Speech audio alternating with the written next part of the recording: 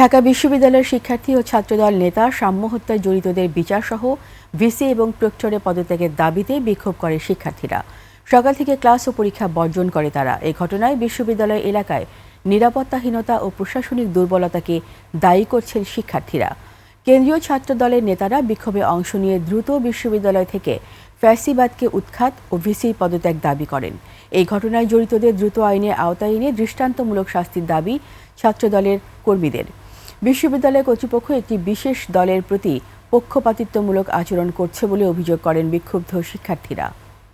সাম্যর হত্যাকাণ্ডের সাথে জড়িত সকলকে যাতে বিচারের আওতায় আনা হয় এবং দ্রুততর সময়ে তাদেরকে সর্বোচ্চ বিচারিক ব্যবস্থার মধ্যে নিতে হবে।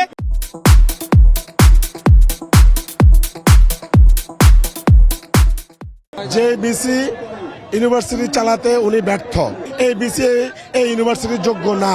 অবিলম্বে আমরা সুষ্ঠু তদন্তের মাধ্যমে দোষীদেরকে অবিলম্বে আদালতে সোপর্দ করতে হবে, এটাই আমাদের একটি দাবি।